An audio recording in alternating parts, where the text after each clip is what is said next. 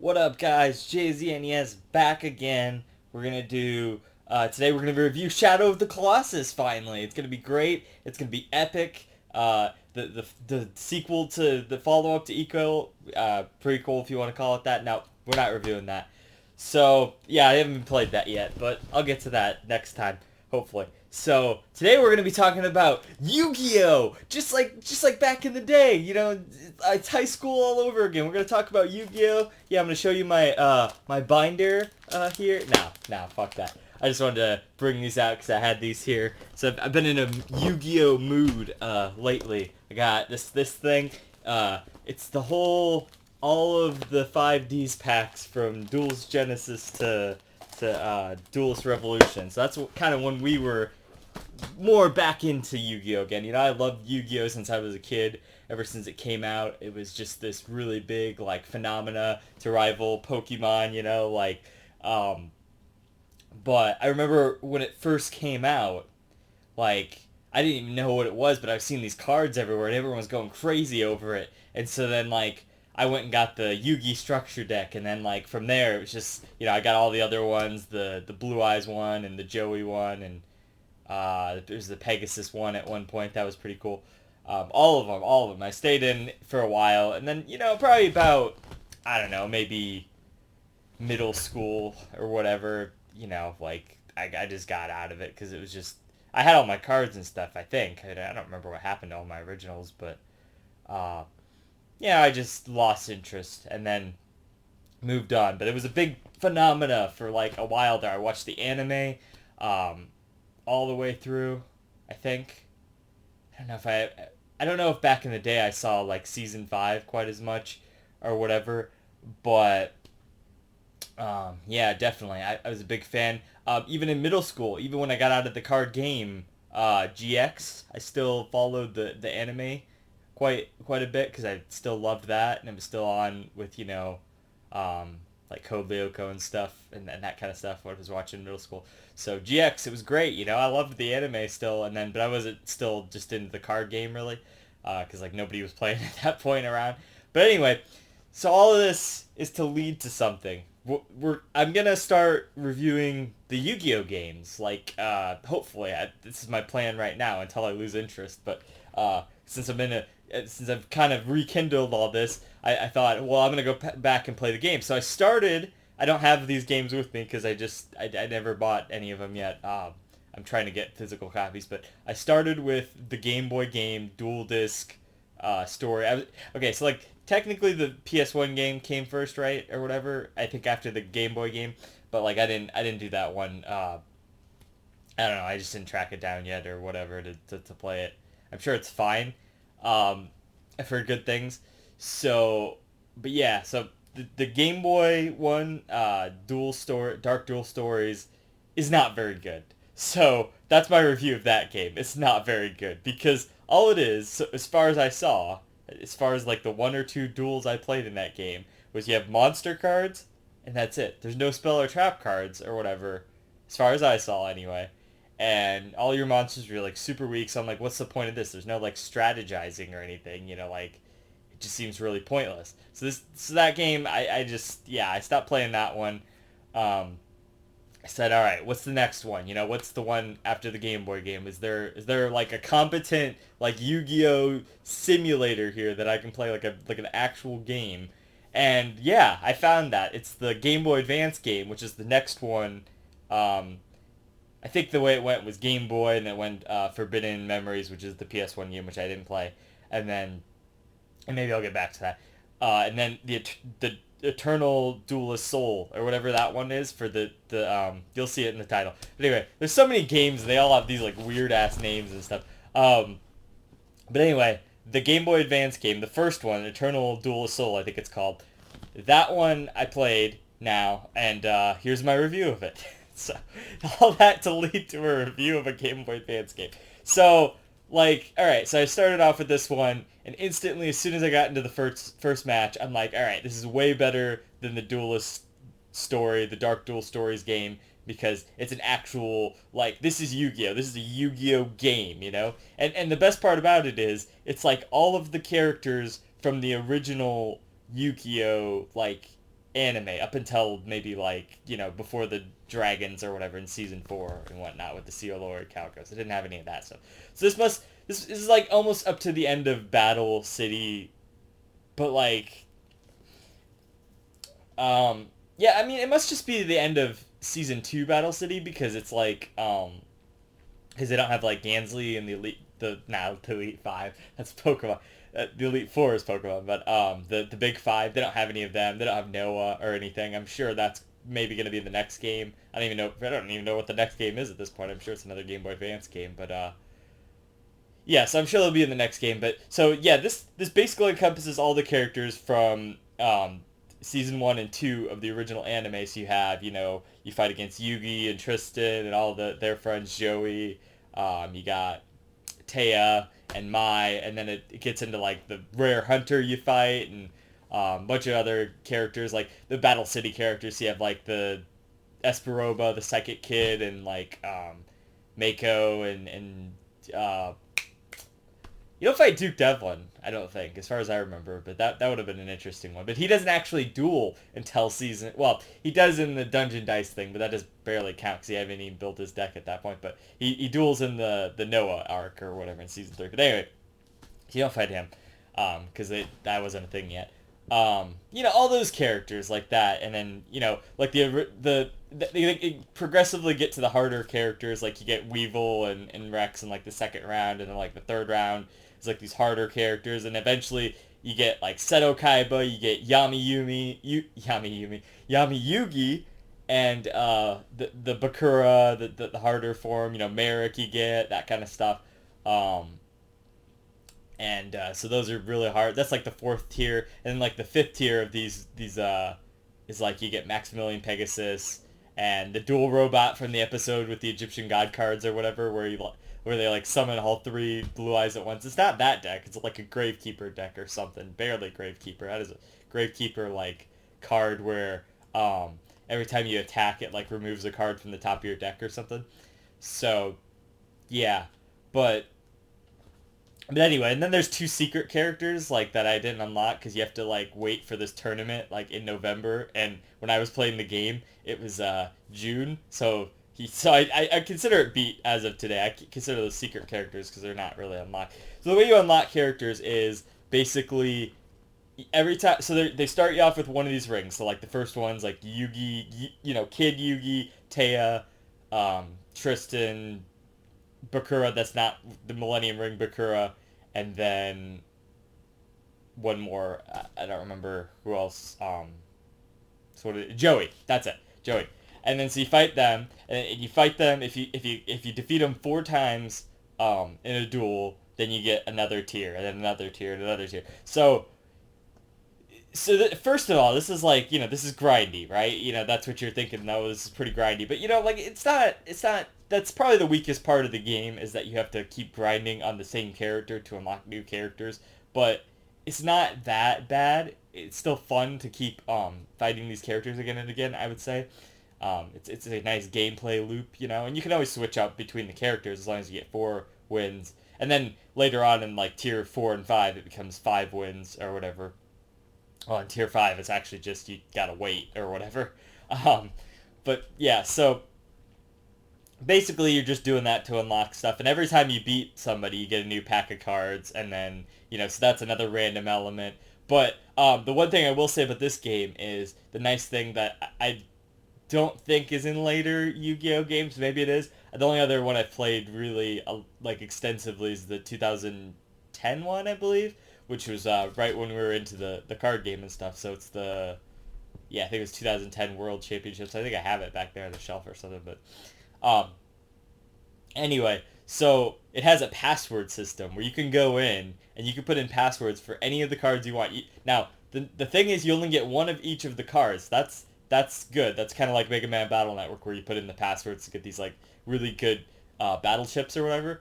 But you get one of each card, which is fair. But you can at least get these cards so you can like start forming a deck, right? Not just having to rely on random elements, and that makes for more grinding and grinding. I would rather grind on the characters than grind to get card packs to get the cards that I want, because that's just random and that will take forever. unless you like action replay it, or or you just emulate save state and just keep reopening packs. But that's just such BS. I'm sure that's how the next games are gonna work, and that's fine. It's just the fact of the matter is that you know grinding for card packs is like, at least you don't have to buy the card packs or something, like, loot box system. Jeez, I don't want to give Konami any ideas. I mean, I'm sure they'll implement that eventually. But, so yeah. But, okay, so the nice thing about this game is the base card sets are the sets from back then, this is some of the original cards. You're getting a lot of the original cards, the original strategies, and that's nice. There's no synchros to worry about. There's no pendulum monsters, none of that shit. Z's monsters, none of that. Get that all out of here. You barely even have fusions in this game. Like, fusions are worthless in this game, unless you're fusing Ultimate Dragon, which, as far as I'm concerned, isn't even actually possible until, like, really late in the game, when you can get that pack, the Blue Eyes pack, or whatever. I think that's how you get it late in the game. I don't remember. I looked it up, but you can get 2 Blue Eyes through the passwords, but you can't actually get the 3rd Blue Eyes. I got a Blue Eyes Toon Dragon, but I don't think that's gonna work. I don't know, I've never tried that. Can you fuse Blue Eyes Toon Dragon with the 2 other Blue Eyes to make Blue Eyes Ultimate Dragon? I didn't even have polymerization in my deck to try it, but I kind of went for, like, just just an old school strategy of just, like, the strongest monsters. You got, like, Axe Raider, like Gemini Elf, all of those, and then basically just like I had Jinzo, and then like the 2 Blue Eyes, like I said, and then most of the Toon World cards, which I really didn't end up using too terribly often because it's like kind of hard to pull that off. But they were like a subset of my deck, is like these Toon World monsters and Toon World and whatnot. So sometimes I'd have some dead hands, which is not a big deal. I mean, you lose a duel, whatever. There's no real big consequence. But I had like Barrel Dragon, which was awesome. You just flip the coins and then either it gets destroyed or not. So that was pretty cool. So yeah, I mean, like, for the most part, you just you duel all the people and you get through, and it's great. It's a lot of fun. There's not, it's since it is the old school strategies, there's not a lot to the, like, strategizing. There's a little bit, like you have to feel out when you're gonna play, like, your spells and traps and stuff, and like all of that stuff. Kind of feel out your opponent, that kind of thing. The variety in the strategy isn't quite as much, but this is how old school Yu-Gi-Oh was. I mean, back in the day, we just threw monsters out there because we thought that was like how you did it, like in the first season, where it's just madness. But if we were to have played by the rules back then with tributing and all that, and eventually I think we figured that out, but it took a while. But anyway, this is what old school Yu-Gi-Oh was like, and that's really the charm of this game, is that it captures the old school Yu-Gi-Oh vibe pretty well, in terms of, like, this is what it was like to duel then without all of these new innovations like synchros and fusions. Like, fusions was a thing in GX. Like, that was like a really big thing in GX. Like, it was kind of big in the first one, but like only in the anime, really, because it was like that was the way to do it. Like, there wasn't a lot of great fusion monsters until GX with the with the elemental heroes and whatnot, kind of became more of the fusion stuff. So, and I'm sure we're gonna get to that pretty quickly in the series here, because this game came out in like 2002, I think, or something. So GX is only a few years later. It's only like 2004 or 5 or something. So I can't wait to get to that. So I can build an Elemental Heroes deck or something. That'd be great. Because originally, when we got back into Yu-Gi-Oh in high school, I ran Heroes as one of my first decks, and then I did let me think. I don't remember. I did Heroes for a long time, and then I think I did like a Warriors deck, and then eventually I ended up with Light Swords, which is what I ran pretty much until I stopped playing.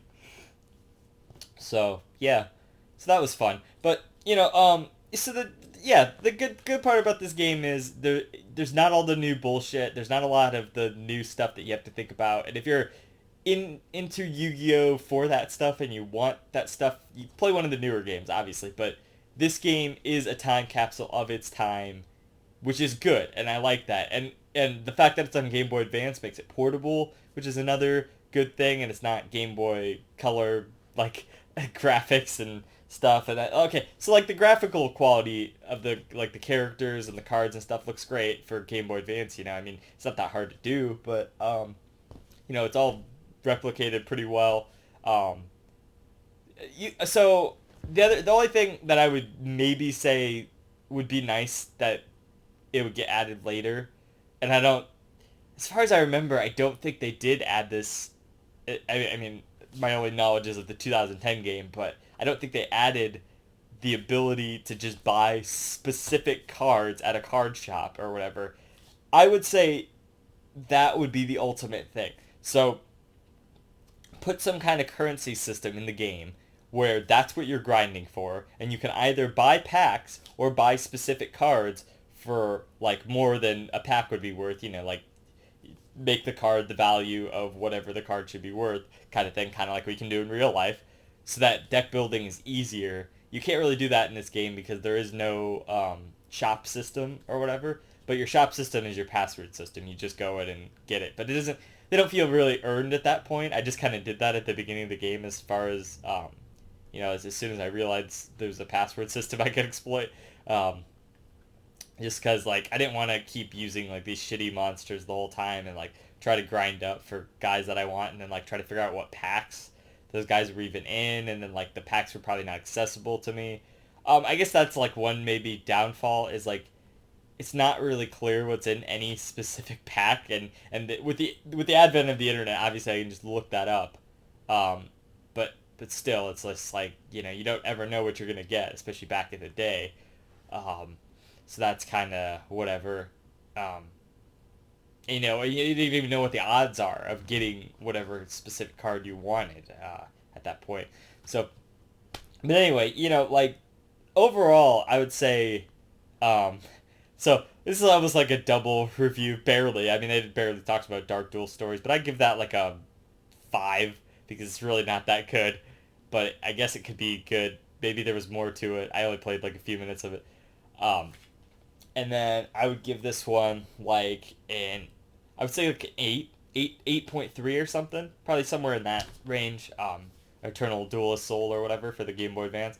So, because it's a pretty good game. I guess the other one thing I wanted to talk about is that like there's music, right, and the music is good enough, but like I was trying to watch the anime at the same time as playing the game, and so like weirdly enough my emulator wouldn't let me like mute the thing without the game like going crazy and just like and it, like speed up super good. I mean, that's one advantage of playing with the emulator. You can speed up the turns and stuff pretty good, uh for some reason I couldn't turn off the sound, so I would always just be hearing the same music. There's like 5 or 6 different tracks, I think, based on the tier and like who you're dueling and stuff. So it's like, okay, it would have been cool to hear some of like the anime like do do do do do, like the fucking anime music in there, but they didn't do any of that. So whatever. I mean, what do you do at that point? I don't think that's probably in most of the other games anyway. But yeah, overall, pretty good game, pretty good time capsule of Yu-Gi-Oh in its kind of original heyday back then, and there's still some strategies. You still have, some good effect monsters and stuff like Mahavilo and stuff where, you equip a card to it and then it gets 500 points for every card equipped plus the equipped bonus. So that's like a great card. You equip it with Mega Morph and like fucking any equipped cards, Axe of Despair, and you're good to go. You're good at that point. But yeah, so like there's some good strategy to it, of course. Okay, I guess that's the one thing is like the other one thing is like your opponents, like they're pretty good, but like any like okay like they never attack like your face down cards or whatever like a real duelist would sometimes.